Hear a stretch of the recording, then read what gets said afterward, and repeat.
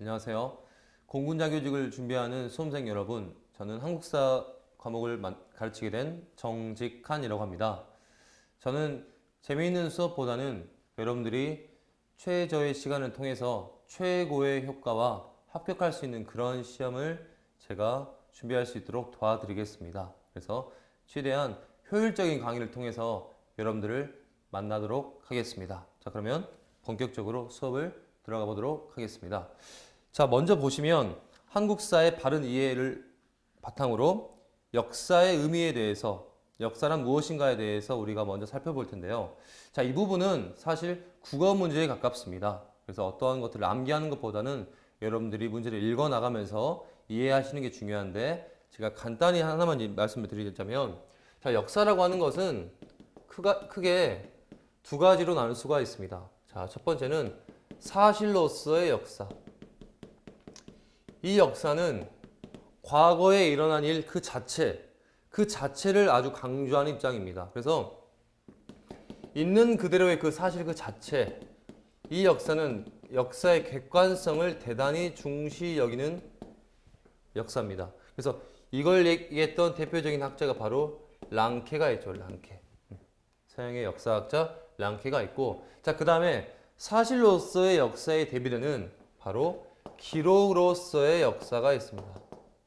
기록으로서의 역사라고 하면, 이거는 역사라고 하는 것은 사실뿐만이 아니라 이 사실에 의거하여 역사가의 주관, 역사가의 견해와 의견이 첨가되어야 한다고 하는 측면입니다. 그래서 이거는 사실 그 자체만이 아니라 역사가의 관점이 담겨져 있는 그런 의견 자체를 더욱더 중시 여기는 입장이라고 할 수가 있겠습니다. 그래서 이 입장을 얘기했던 학자는 바로 E.H. 카라고 하는 그런 학자가 있겠습니다. 그래서 이 두 측면만 여러분들이 시험에 나오면 구분을 할 줄 알면 됩니다. 그래서 이와 관련된 문제를 바로 풀어보도록 하겠습니다. 출제 예상 문제 1번을 보시도록 하겠습니다. 자, 1번. 다음 글을 근거로 할 때 사료를 탐구하는 자세로 옳지 않은 것은? 자, 본문을 읽어보도록 하겠습니다. 자, 역사라는 말은 사람에 따라 다양한 뜻으로 사용되고 있지만 일반적으로 과거에 있었던 사실과 조사되어 기록된 과거라는 두 가지 뜻을 지니고 있다. 과거에 있었던 사실, 이것은 있는 그대로의 역사를 강조하는 사실로서의 역사를 강조하는 측면입니다. 그리고 조사되어 기록된 과거, 이것은 기록으로서의 역사, 역사가의 주관성을 강조하는 측면이라고 할 수가 있겠습니다. 자, 두 측면 비교가 되시죠? 자, 즉 역사는 사실로서의 역사와 기록으로서의 역사, 기록으로서의 역사는 사실 플러스 역사가의 견해라고 얘기할 수가 있겠습니다. 두 측면이 있다. 전자가 객관적 의미 역사라면 후자는 주관적 의미 역사를 할 수 있다. 우리가 역사를 배운다고 할 때 이것은 역사가들이 선정하여 연구한 기록으로서의 역사를 배우는 것이다. 그래서 이 지문은 후자, 기록으로서의 역사를 강조하는 측면입니다. 그래서 보기 4개 중에서 어떠한 측면이 그것과 관련이 있는지 아니면 없는지 한번 확인해 보도록 하겠습니다. 1번. 사료는 과거에 있었던 사실이므로 그대로 사실로서의 역사라고 판단한다. 여기서 중요한 말은 그대로죠, 그대로. 이 그대로 있는 그 사실 자체를 강조하는 것은 바로 사실로서의 역사를 강조하는 것이죠. 그래서 정답은 1번이 되겠습니다. 자, 2번.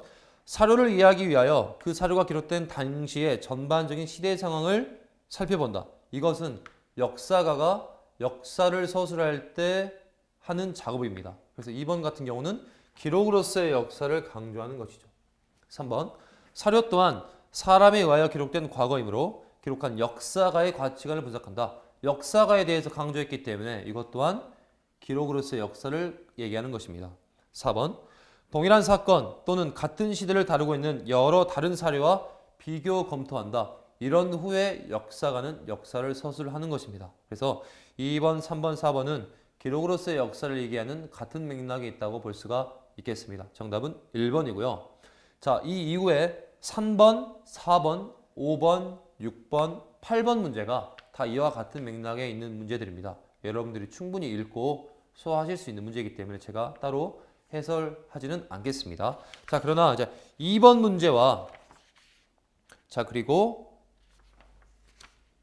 7번 문제 같은 경우는 여기에서 지금 다룰 문제가 아닌데 여기 지금 나와 있는 것입니다. 이 부분은 나중에 문화 파트 그리고 근현대사의 부분에 대해서 공부를 한 이후에 학습을 하도록 하겠습니다. 일단 여기서는 2번과 7번 문제는 풀지 않으셔도 됩니다. 자, 바로 우리는 선사시대의 문화와 국가의 형성으로 가보겠습니다. 자, 칠판을 한번 봐주세요. 자, 우리는 구석기부터 철기시대에 이르는 이 네 시기를 우리가 경제, 도구, 사회, 예술, 문화 이 네 개의 측면을 우리가 구분해서 살펴보도록 하겠습니다. 자, 구석기 시대는 약 70만 년 전부터 시작이 되었습니다. 70만 년 전부터 시작이 되었는데 이 시대 구석기인들은 일단 어떻게 먹고 살았는가? 여러 가지 측면에서 이 경제가 가장 중요합니다. 이 구석기인들은 주로 사냥과 채집, 어로 활동을 하면서 주로 생활을 하였습니다. 이러한 것들은 자연이 인간에게 그냥 주어지는 것이기 때문에 어떠한 특정 지역에서 사냥이나 채집이나 어로가 활동이 끝나게 되면 이제 다른 지역으로 이동을 하면서 생활을 하게 되겠죠. 그래서 이 사회는 바로 이동 생활을 주로 하는 것입니다. 그러나 이동을 할 때 주로 여러 명이서 집단적으로 무리를 지어서 생활했기 때문에 이 사회를 무리사회라고 합니다. 이 시대의 구석기인들은 주로 돌을 있는 그대로 떼어낸 상태 그 자체로 이용했던 뗀석기를 이용했고 이 뗀석기는 대표적으로 주먹도끼와 그 다음에 순배찌르기라는 게 있습니다. 주먹도끼라고 하는 거는 아주 다용도의 도끼로서 이거는 조리에도 이용하며 사냥에도 함께 이용을 했습니다. 순배찌르기라고 하는 거는 이렇게 생긴 아주 작은 석기를 이런 나무에 박아서 사용했던 창이라든지 활로서 사용했던 게 바로 순배찌르기입니다. 이 연결한 이 부분을 우리나라 말로 순배라고 부릅니다. 그래서 주먹도끼와 순배찌르기의 대표적인 구석기의 뗀석기고요. 자, 이 시대 사람들은 이동생활과 무리사회를 했습니다. 이 구석기들은 나름대로 그 사냥감의 번성을 위해서 나름대로의 어떤 예술적인 모습이 보였다. 이 정도만 보셔도 충분합니다. 자, 신석기 시대로 넘어가겠습니다. 신석기 시대는 기원전 약 8,000년경부터 우리가 시작을 했다고 우리가 보통 얘기를 하고 있습니다. 신석기 시대 때는 구석기 시대 때 보이지 않았던 새로운 형태의 경제의 모습이 나옵니다. 그건 바로 농경의 시작입니다. 농경은 앞에 있는 사냥과 채집, 어로와 다르게 이제 인간이 자연을 적극적으로 개간하고 이용하면서 자연으로부터 어떤 일정량의 수확물을 얻어내는 활동을 얘기하죠. 농경이 시작되면서 도구와 사회와 예술 문화적에서 아주 다양한 모습들이 나오기 시작합니다. 자, 일단 농경을 시작하게 되니까 이제 어느 한 곳에 정착을 하면서 생활을 할 필요가 생기겠죠. 그래서 정착 생활을 시작합니다. 자, 정착 생활을 시작하기 때문에 이제 집도 예전에 구석기 시대인들은 이동 생활을 했기 때문에 집도 어떻게 보면 정성스럽게 지을 필요가 없겠죠. 그래서 이때는 단순하게 동굴이라든지 그냥 막집을 지었습니다. 이때는. 근데 이제는 정착 생활을 시작하면서 집을 좀 더 정성스럽게 짓는 겁니다. 움집의 형태를 띠게 되었고, 그리고 이때 사람들은 이제 농경을 시작했기 때문에 주로 강가나 이제 해안가에 주로 거주를 많이 했습니다. 자, 그리고 보세요. 농경을 시작했습니다. 자, 이제 뗀석기에서 석기를 이제 갈아가지고 좀 더 사용하기 편하게끔 그 석기를 간석기라고 합니다. 간석기. 자, 간석기라 부르고요. 농경을 시작을 알려주는 대표적인 유물이 있습니다. 바로 수확물이 나왔기 때문에 이것을 저장하고 보관할 필요가 생기겠죠. 그것을 바로 톡이라고 합니다. 이 시대의 토기를 빗살무늬 톡이라고 합니다. 빗살무늬 톡이. 자, 이 빗살무늬 톡의 경우는 옆면이 빗살무늬로 되어 있고요. 바닥에 이렇게 박아서 사용할 수 있도록 끝이 뾰족합니다. 이것은 주로 사람들이 강가나 해안가에 살았기 때문에 습기를 머금은 이런 모래 바닥에 이렇게 사용하기 편하게끔 하기 위해서 이렇게 바닥을 뾰족하게 만들었습니다. 자, 그리고 이 신석기 시대 때는 사람들이 실제로 옷과 그물이라든지 이런 것들을 실제로 만들어 쓰기 시작했는데 그런 거를 원시적 수공업이라고 합니다. 원시적 수공업.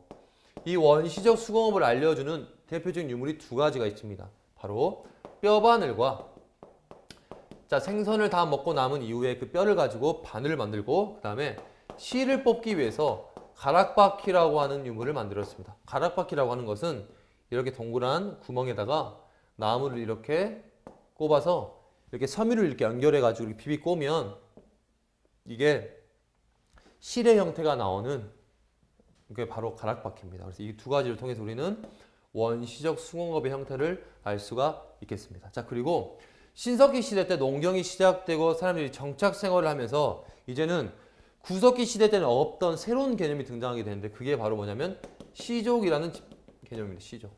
이 시대 때는 단순히 사람들이 그냥 무리지어서 생활하기 때문에 가족의 개념, 혈연의 개념, 시족의 개념이 없었습니다. 그러나 이제 정착 생활을 하고 움집을 지어서 사람들이 살다 보니까 혈연을 바탕으로 했던 시족이라고 하는 집단 이런 개념이 등장하기 시작합니다. 그래서 시족과 시족 간의 결합을 통해서 이제 부족이라고 하는 새로운 집단이 나오기 시작을 합니다. 부족.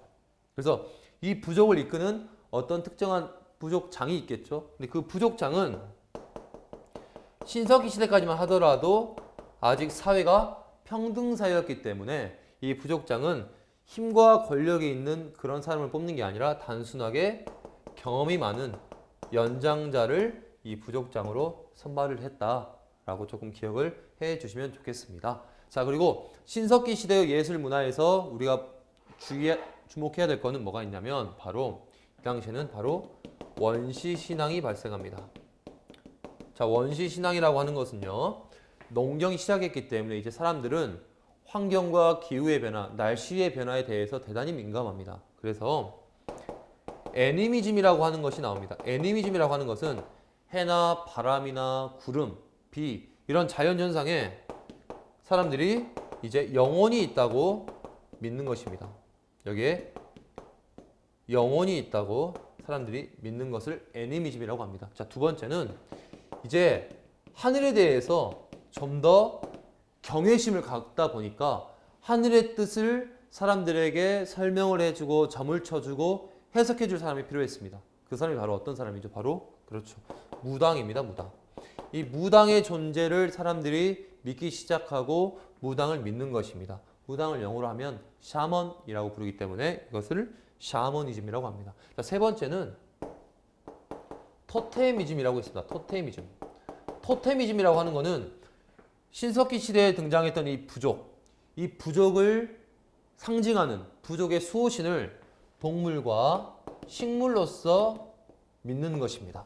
이거를 토테미즘이라고 그러고 이 세 가지의 특징이 바로 신석기 시대의 원시 신앙이라고 할 수가 있겠습니다. 그 출발은 바로 이 농경의 시작입니다. 됐습니까? 자, 그리고 신석기 시대를 넘어서 이제 바로 청동기 시대로 갑니다.